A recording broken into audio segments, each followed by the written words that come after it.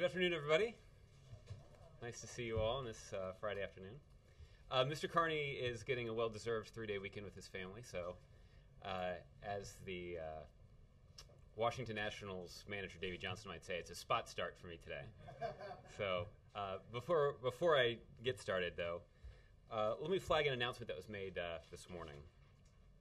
Today, the Obama administration is taking another "we can't wait" action to put Americans to work and improve the nation's infrastructure.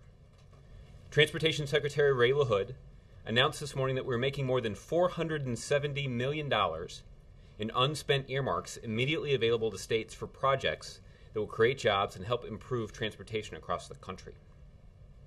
As you know, President Obama has vowed to veto any bill that comes to his desk with earmarks and would support legislation to permanently ban earmarks.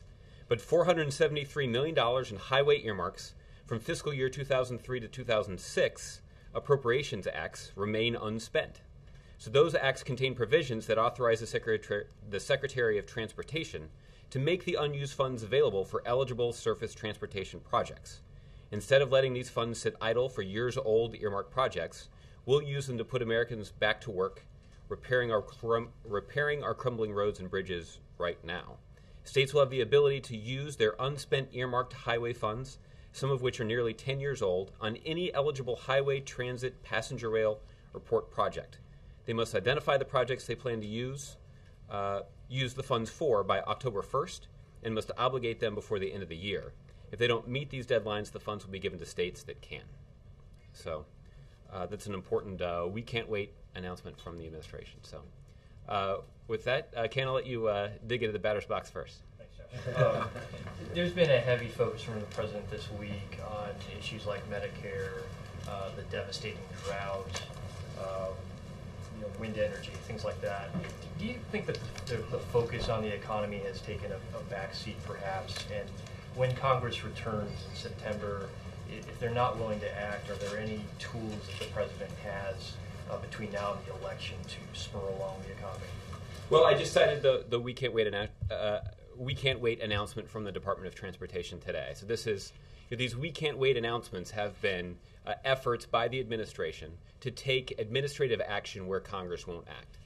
And so, currently, among the proposals that is sitting on the front door of the House of Representatives right now are proposals that would extend funding for infrastructure projects. So we're meeting part of that need now in a way that we can move administratively. I would add, however, I do think I would quibble just a little bit with the premise of your question, because I do think that some of the things that you cited that the president talked about earlier this week, dealing with drought conditions throughout so much of the country that's been plagued by that problem, extending the production tax credit that would ensure that the wind energy that has grown significantly under President Obama continues to grow, ending that production tax credit, which is what some Republicans on Capitol Hill want to do, would take a toll and would eliminate up to 37,000 jobs nationwide if we didn't extend that production tax credit. And even the issue of Medicare that the president has talked about quite a bit. All of these are pretty basic economic issues that the president believes goes to his fundamental vision about the future of our economy. That we need to make important investments in our infrastructure, and that we need to, all in an effort to create jobs, to stand up for our seniors and keep the basic promise that is Medicare, the guarantee that is Medicare, and to ensure that these good-paying manufacturing jobs in the wind energy industry actually stay here in America. This is part of building our economy by strengthening the middle class and building this economy from the middle class out, which stands in contrast to the approach that's advocated by Republicans, which is to essentially extend and expand tax cuts for millionaires and billionaires and expect those benefits to trickle down for everyone else. So there is a pretty fundamental debate on the economy that we've been having through the summer, and I would anticipate that debate about the economy will continue in the fall. Separate topic. There are reports that the administration is considering releasing oil from the Strategic Reserve. Gas prices have risen about 39 cents since early July. Is the administration considering this action, and how should the public view this? Is this a sign of real concerns over gas prices, or is this election year politics? Well, as we've said for some time, a release of the Strategic Petroleum Reserve is an option that's on the table, but I don't have anything to announce further on that topic at this point. The administration does carefully monitor the global oil market and the global price of oil. So it's something that we watch closely because of the economic consequences for changes in that market and changes in the price. It's also one of the reasons that the president has advocated so aggressively for taking steps that will make the United States of America independent of foreign oil, that we can finally provide some insulation to our economy and to families so that they're not so dramatically affected by swings in the oil market. So this is why the president has made a priority about domestic energy production of all forms, that the production of oil and gas has gone up every single year that he's been in office. Incidentally, our imports of foreign oil have actually declined every single year that he's been in office. But it hasn't just been that. It's also been important investments in renewable energy, something that you heard the president talk about earlier this week when he was in Iowa. Renewable energy production through sources like wind and solar have actually doubled since the president's been in office. So we've made good on these promises. We've made some important progress that will mean important benefits in the short term in the form of job creation, but over the long term as we take the kinds of steps that are needed to finally make us independent of foreign energy. Thank you, Ken. Matt? On that same subject, Yes. In Houston today, the head of the International Energy Agency said that oil markets were currently well supplied and there was no reason for governments to release oil from the strategic reserves. Does the administration have any reason to disagree with that analysis, or do you go along with it? This is the first I've heard of that analysis. I don't think I have a specific reaction to it, other than to say that this is something that we're also watching ourselves very closely because of the economic impact of changes in the global oil market. But other than to say that this is something that we continue to watch closely, I don't have a specific reaction to that analysis that was offered today. The last release was done in concert with international partners and the IEA. Is the U.S. is the administration in any kind of contact with partners with the IEA to discuss this matter? Well, I don't have any specific calls to read out to you today. However, you may remember back in May when the G8 summit convened at Camp David, that there was an announcement at that point in which the G8 leaders announced that they would continue to monitor the situation closely and that they stood ready to take coordinated action if necessary. So I would remind you that in the past we have been in close touch with our partners, and that we anticipate that we'll continue to coordinate with them moving forward. And the last thing on Syria, the UN confirmed just within the last hour that the veteran Algerian diplomat Lakhdar Brahimi will replace Kofi Annan as the international Syrian mediator. Does the administration support that appointment, and what, if anything, could he accomplish considering the failure of previous efforts on this track? We have seen the announcement that Mr. Brahimi will be the new UN envoy for Syria. Mr. Brahimi is a capable and seasoned diplomat, well known to us and others in the international community. We look forward to continuing to work closely with the UN to support an end to the bloodshed in Syria and the advancement of a Syrian-led and internationally supported political transition. What we do need to do, though, is we need to hear more from the UN on the mandate of Mr. Brahimi's new position. But our position and our view about the solution to this problem hasn't changed, that it's time for President Assad to step down and to allow this political transition to move forward. And that is the fastest way for us to achieve our ultimate goal, which is ending the violence in Syria, the terrible violence that President Assad has perpetrated on his own people, and move to a more stable Syrian government that reflects the wishes of the Syrian people. So, Mark? You say you need to hear more about the mandate that Brahimi's being given. Does that mean that you share the concerns that were expressed about Kofi Annan's mission, that it was essentially giving Assad's regime more time and playing into his hands as he played for time? Well, there were concerns that we had expressed that the Assad regime wasn't living up to the commitments they had made to Mr. Annan. That certainly is true. But I think this is actually a genuine interest in hearing what kind of mandate Mr. Brahimi will be given by the UN. You want teeth to be in it. I'm not prepared from here to advocate what kind of mandate he should be given, but rather we'll have a response to, we'll have some additional thoughts to share after it's clear what kind of mandate the UN will grant him. So, Dan. I want to ask you about this Let's Make a Deal letter that Jimson has sent to the Romney campaign to release 5 years worth of tax returns, and they'll back off running any ads or making any commentary. Does the president believe that this is an issue that voters even care about, whether or not Mitt Romney releases 2 years or 3 years worth of tax? Well, in terms of the specific letter that was sent by the president's campaign manager, I would refer you to my colleagues in Chicago to talk about that specifically. There have been a lot of questions that have been raised about Governor Romney's tax returns and about whether or not he's going to live up to the precedent that was established by every major party presidential candidate since Governor Romney's father himself established this precedent in 1968 by releasing his tax returns. I know that this room is filled with a lot of dogged advocates for transparency. So I know if I were to take a poll in this room, you all would think it was important. I do think that the voters do have an expectation about transparency.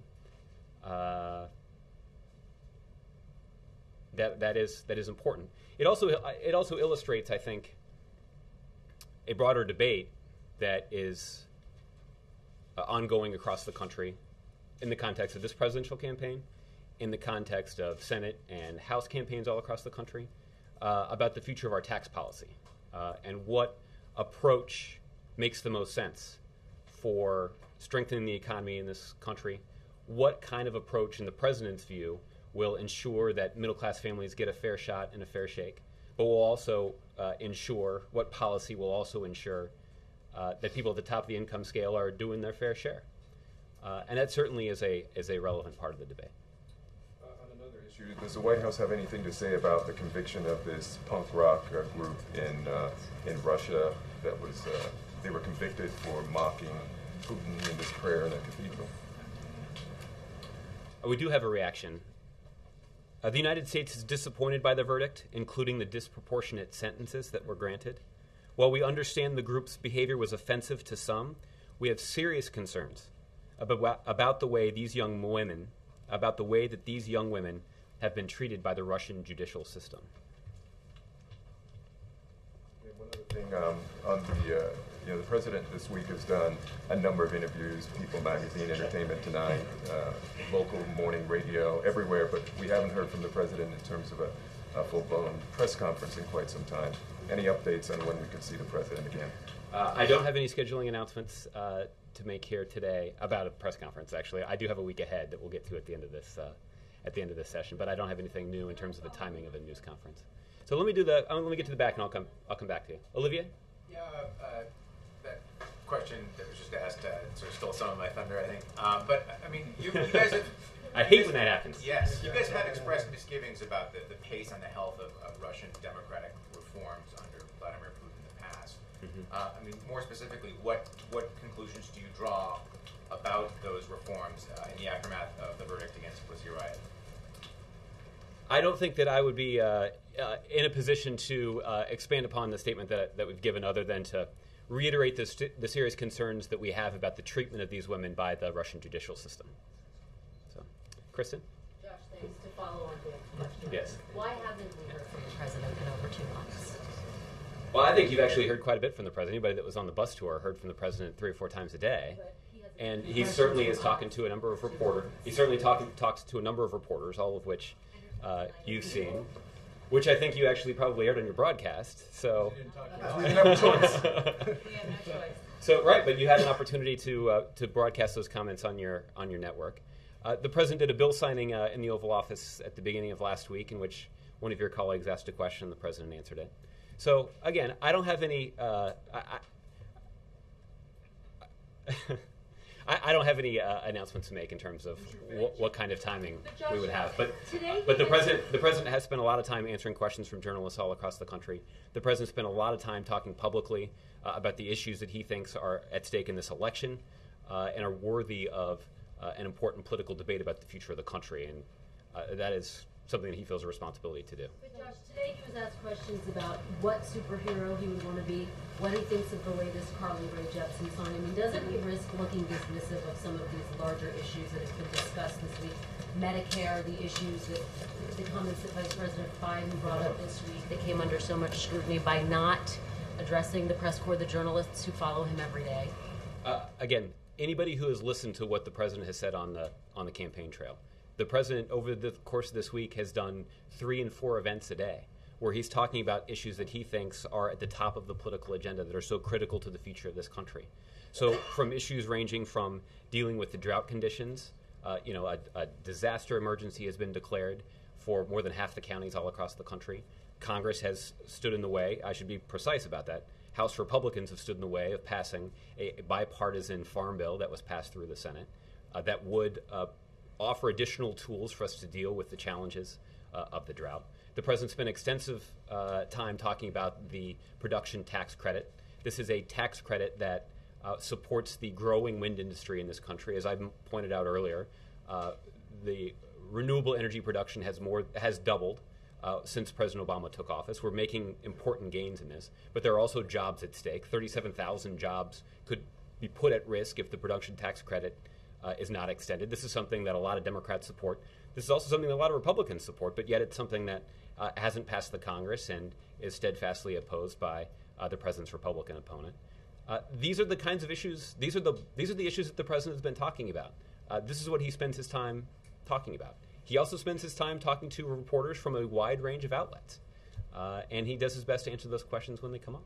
I know you don't have an exact date, but will the president address the White House press corps within the next week, the next 2 weeks? Can you give us a rough? You want to plan your own schedule around it?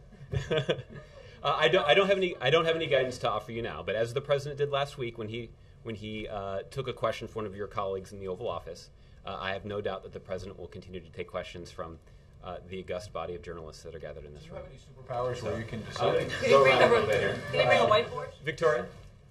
Yes. This morning I was asked a question by a voter who follows the news, is dispassionate, impartial, independent, could be a swing voter, genuinely, You are laying it on thick. genuinely disengaged, who just flat out said, when is the Obama campaign going to hit back on Romney Ryan on these Medicare attacks? Why are they letting them hammer them? The perception was of this voter that they are just laying down and allowing Mitt Romney and Paul Ryan to attack them on Medicare and are not responding. That was the perception that this is happening in an echo chamber and that President Obama and the Vice President are not responding. It's not being heard. Well, I would refer you to my colleagues in Chicago in terms of what kinds of tactics will be employed to ensure that the truth about Medicare and the president's record of strengthening Medicare is heard. I did see in a public news release from Chicago that there is a new television ad that's being broadcast by the campaign on this topic. But for questions about that ad or where it's being placed or other strategies for dealing with it, you should direct to them. But I would point out at the same time that there is a pretty clear difference between what the Republican ticket is advocating and what President Obama and Vice President Biden are advocating. Even the AARP notes the differences between the two plans. They note that according to the approach that's been taken and implemented by the Obama administration that benefits Medicare benefits, the Medicare guarantee that seniors rely on has been strengthened. And that they did an analysis of the Ryan budget and noted that it would actually undermine the fundamental premise of Medicare. So there is a debate that we should have about this issue. We're talking about Medicare benefits that millions of seniors all across the country rely on every single day. It's something that the president remains committed to, and it's a worthwhile debate. And I think it is a debate that over the course of certainly between now and the election, but even after that, as we confront the difficult challenge of dealing with our nation's fiscal problems, this is a debate that's going to continue. But the American people and those who know the president's record can count on the fact that the president believes that strengthening Medicare is the way to go, and undermining Medicare, the way that the AARP says the Ryan plan would, is not the way to go. Why do you think the president's been struggling to get his voice heard on this week? Well, I'm not sure. Again, I don't agree with the premise of your question. I think that many people are aware of those differences. If you want to talk about tactics, you can certainly consult my colleagues in Chicago, but there is a television ad that's running now. And again, this is a debate that we're happy to have, and a record of the president's that's worthy of close examination, because the facts tell a very interesting story. So, Ed? Josh, another voter. Yesterday, Jay said that, to follow up on what Dan was saying about taxes, that the tax returns. He was saying that all these questions about Vice President Biden were a distraction, and if the president doesn't want to deal with these distractions, we should focus on the big issues. And then less than 24 hours later, the Obama campaign puts out a letter about Mitt Romney's tax returns. It's not a letter about Medicare. It's not a letter about jobs. I understand that Chicago runs the campaigns and they write those letters. However, you guys are on the same page. How can you, within 24 hours, try to change the subject to tax returns when you keep saying you want to talk about jobs, you want to talk about Medicare? Well, I think there are two ways that I would approach your question. Again, transparency is important. I know that is a view, a principle that is shared by a large number of people in this room. And the principle of transparency that Governor Romney has been asked by my colleagues in Chicago to live up to is not one that is above and beyond what his predecessors have done. In fact, we're just asking him to live up to the standard of previous major party candidates for president, a standard that was established by his father when he ran for president in 1968. So the principle of transparency is important. The second thing is, it is part of a larger debate about what kind of tax policies we want to have in this country. Governor Romney has put forward a tax plan that would shower benefits on millionaires and billionaires, that would reduce their tax burden significantly, and in order to pay for it, in order to do it in a way that doesn't add, that he says won't add to the deficit, it will require increasing the tax burden on middle-class families. That is a simple fact. And that's a debate that stands in stark contrast to the proposal that the president has offered, which he believes that we need to ask the wealthy to pay a little bit more because it's in the best interest of the country. Is there a single public poll you've seen that says this is top 10 in voters' minds compared to jobs, education, Medicare? Instead, you keep talking about the tax returns. Yeah, because the principle of transparency is important. I mean, if there's somebody that disagrees with me about the principle of transparency, people should speak up. So but the president believes in transparency. Why did he invoke executive privilege a few weeks ago on the Fast and Furious investigation? Well, I mean, we can have a debate about transparency when it comes to Fast and Furious too. An investigation that Republicans have acknowledged is politically motivated. So the point is we can have a transparency debate. We can also have a debate about the proper tax policies in this country, and that's one that we're happy to engage with the Romney campaign on. Now, here's the other thing, and this is, I think, a point that's important not to get lost, is this has prompted a lot of questions from you and Dan and from other people to the campaign. The fact is, Governor Romney has it within his capacity to put all these questions to rest before the end of the day today, which is he can just release the tax returns. He can do what every other major party candidate for president has done. One quick last thing. There's a report on another subject about MF Global not facing any criminal charges. Now, I realize that the president makes the case on the stump that he has put in new regulations for the future to try and stop more Wall Street abuses. But isn't it true that the administration has sort of let a lot of these companies off the hook for past actions, past wrongdoing? There haven't been criminal charges against any of these companies that have been accused of some serious wrongdoing. Well, questions about criminal prosecution should be directed to the Department of Justice, because those are, because of the structure of our country. We were just talking about the Russian judicial system, in fact. We do draw some distinctions here, and that those kinds of prosecutorial decisions are made by attorneys at the Department of Justice and by other independent regulators who have a responsibility for regulating Wall Street. What the president believes is important, and again, this is another subject that's worthy of debate, is the president believes that we need to make sure those regulators have all the tools that they need to do the job of protecting consumers, protecting small businesses, and not letting Wall Street write their own rules. That's not what Governor Romney and the Republicans want to do. What they want to do is actually roll back those rules and allow Wall Street once again to run wild, writing their own rules, making up their own systems that actually got us into this mess, or at least contributed significantly to the financial decline that we're just getting out of here. Okay, Margaret? In the interest of transparency, I'd like to Okay. go back to the SPR question one Yes. last time. I think it sounds like what you're saying is that nothing more than is always going on is going on with the SPR. But you might be saying that more is going on, you just don't have any statement to give us. So I was wondering if you could clarify that you just mean the first one so we can stop asking you about it. And if you could talk about, I mean, it's like the end of the summer, so this isn't a summer thing. Is this about Israel and Iran and the threat of some sort of a strike? And is that why, there's a reason why people are talking again about the SPR as if something's about to happen. So I think the reason we're asking you this is because there's this buzz underneath the surface, and we'd sort of like to get to the bottom about whether the buzz is precautionary or whether it's based on something like back-channel conversations between the administration and the industry or other players or whatever. I don't have any more light to shed on the handling of this sensitive matter. I appreciate your valiant attempt, though, but it is sensitive, and that is the reason that we so closely monitor the global oil markets. But in terms of how that decision is going to get made, or whether it's going to be made, or what's going to factor into that decision, I'm not able to shed any light on that for you. Joshua, is it accurate to say that the administration is actively considering tapping the SPR again? It is accurate to say that I don't have any comment about those kinds of confidential conversations. So, Nancy, we'll do CBS back to back. Transparency. I understand the interest in transparency on the tax returns. Yeah. But aren't you also sending a signal by continuing to go back on this issue again and again after Governor Romney has said he paid all the taxes that he should have and that he's not going to release any more returns?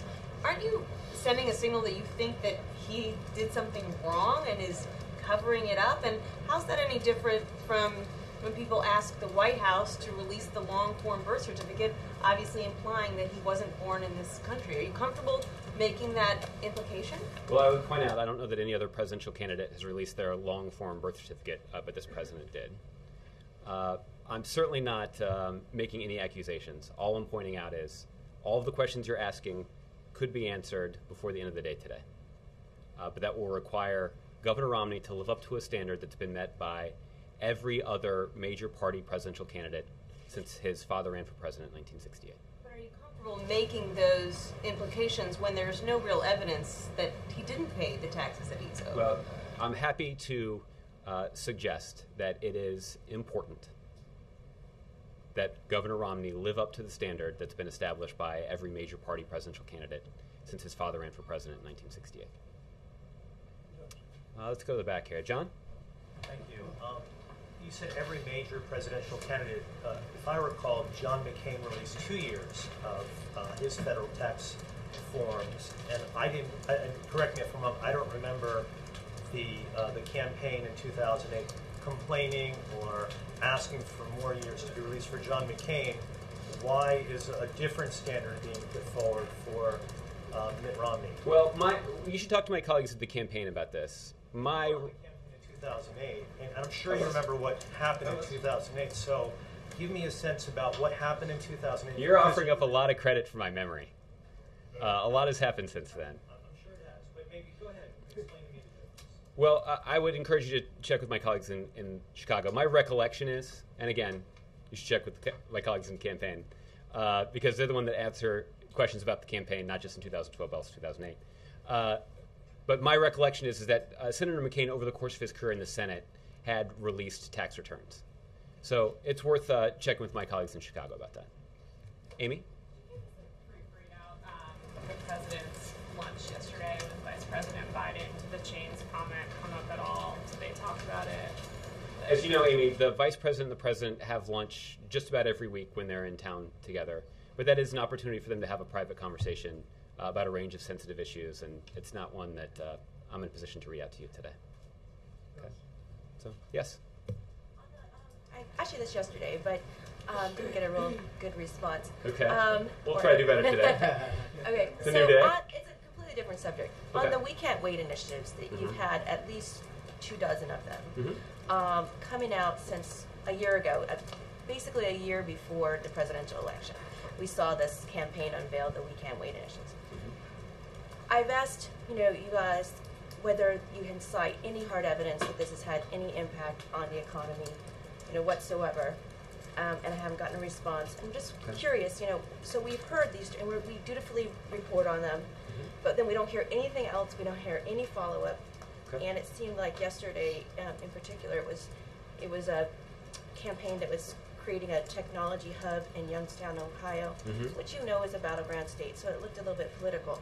So, if you're going to release these or unveil these programs, we'd like to see what kind of impact they're having. Sure. I'm glad that you brought up the National Network Manufacturing Innovation Institute initiative that was unveiled yesterday. It's an interesting one. It is actually, it was, the announcement yesterday, as you pointed out, was a we can't wait announcement. And what it is the president proposed in his budget the creation of these regional incubators, essentially, that are related to advanced manufacturing. And what they've done is they've encouraged state and local governments, academic institutions, businesses large and small, to collaborate on these efforts to form an incubator to make advancements in advanced manufacturing. And we would offer up government grants to facilitate that coordination and spawn some improved developments. Now, Congress has not acted on that proposal. So what the administration did was we were able to collect some funding that's related to this project that had already been appropriated by Congress from the Department of Defense and other places to award essentially one of these grants, something that we could do unilaterally.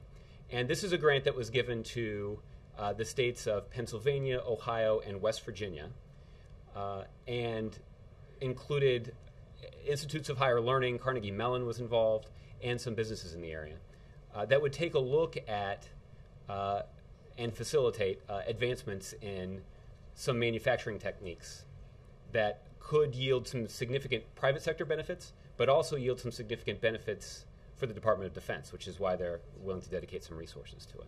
So these are the kinds of announcements that I think are really important, and they are related to the president's sort of fundamental goal here of encouraging the manufacturing sector to improve and to strengthen. Since just in the last 29 months or so, more than 500,000 manufacturing sector jobs have been created. So we've enjoyed and experienced some real important growth in that area, and that's something that through this initiative that we hope will continue. Now, to get back to your first question here about what is the impact of the We Can't Wait initiatives, it's varying because the idea here is not that these We Can't Wait initiatives are a replacement for congressional action. Quite the opposite. We've actually said proactively that they don't replace all the things that Congress should be doing to invest in our economy, to support the private sector, and to create jobs. There are a whole range of things that the president has offered up that Congress should be acting on, whether it's allowing responsible homeowners to refinance at these historically low mortgage rates, or putting teachers and firefighters and police officers and construction workers back to work. There were some very sensitive issues that were unveiled very early on, maybe last year, that were, the vets tax credit. How many vets have been hired because of that? We'd like some substantive responses to the student loan issue. You made it easier for students to pay down their loans by saying that they only had to pay 10% of their overall income, monthly income, to their student loans. How many students has this helped? I'd like to get some follow-up on what the impact of. And there's been other initiatives that were more about small businesses. There's been a housing refinancing one as well. I don't have the details of the results of those specific programs up to date in front of me, but we can certainly work with you and the agencies that are involved to try to give you some help you get some evidence about the impact that these announcements are having. Okay. All right. Anybody else? Yes. In back. Thanks, Josh. Yesterday, the president went to the DNC. Did he have any one-on-one meetings, or was it just talking to a large group of people? I didn't travel there with him. My understanding was that he primarily went there to thank all of the people who work at the DNC.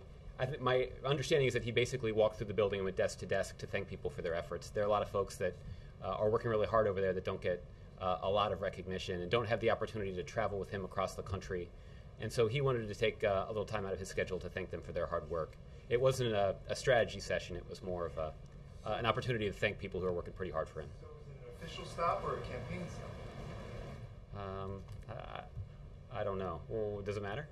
Well, yeah, because I mean, having a meeting like that at the DNC, or even going to the DNC off campus like that, could create a situation where he could have strategy meetings with people where they don't have to come to the White House and go through the logs and visitation and any of that stuff.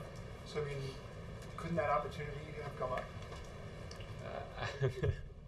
I guess I hadn't really thought about it, to be honest with you.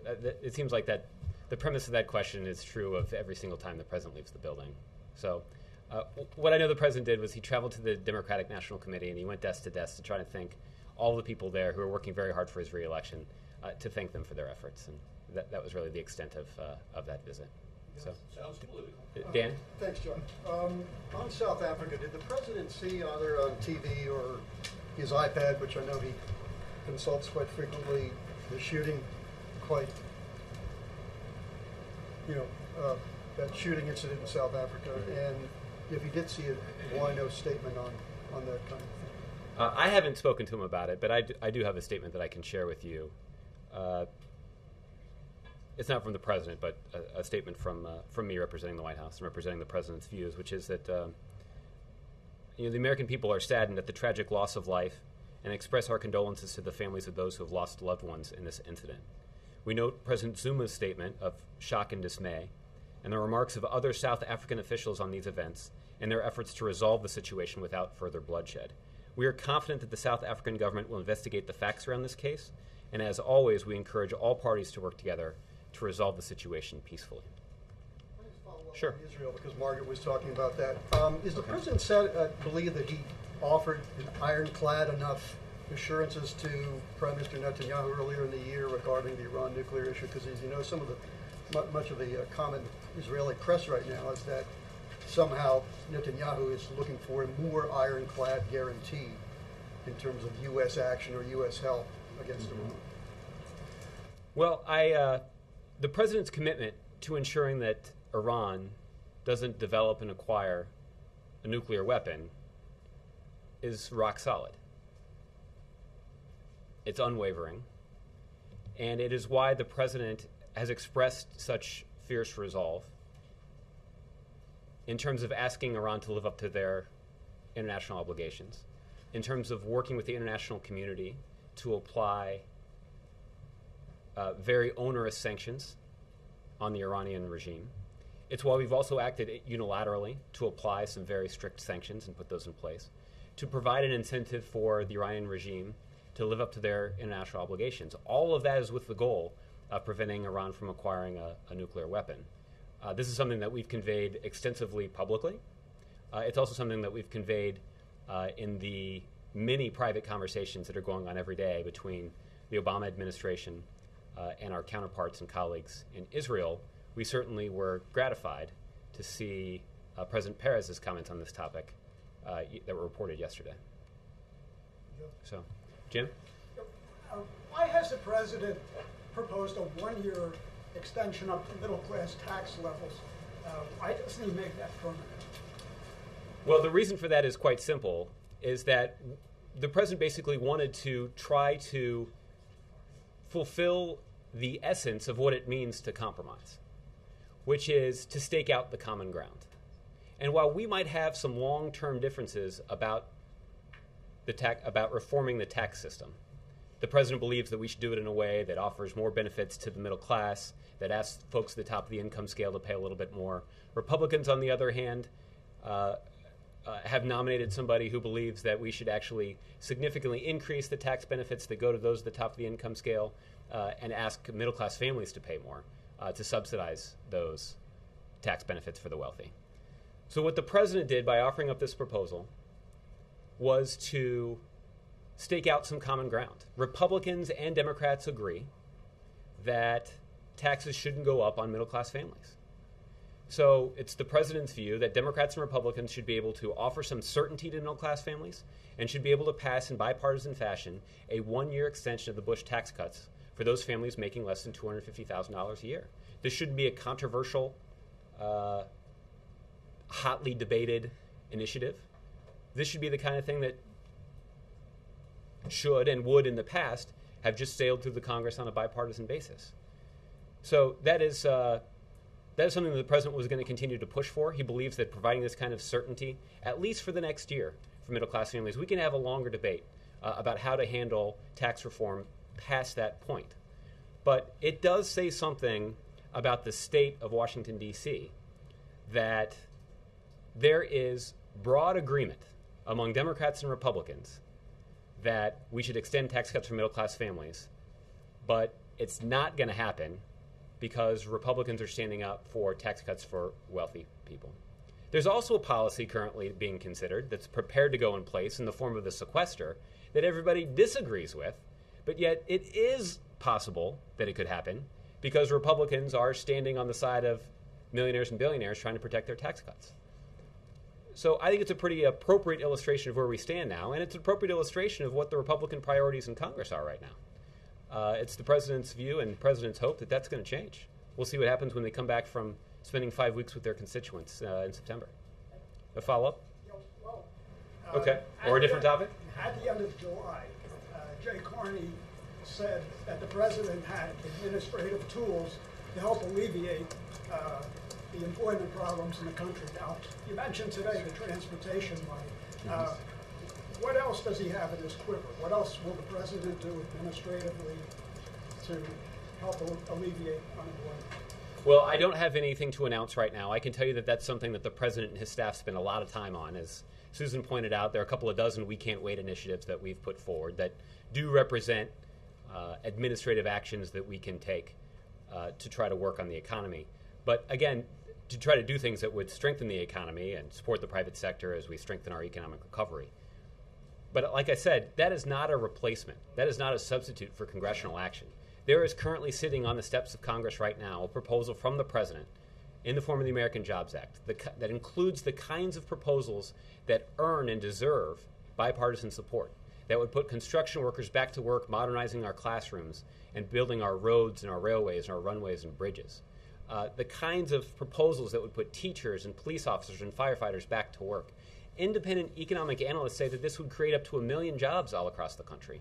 And the only reason that it hasn't passed Congress is because there are Republicans who are saying that they don't want to ask millionaires and billionaires to pay just a little bit more so that we can afford to put in place these kinds of programs. So there are things that we're always looking at that we can do unilaterally to try to strengthen the economy. But the most impactful thing that can be done to strengthen our economy is for Congress to take action on a common sense bipartisan proposal that the president offered up many, many months ago.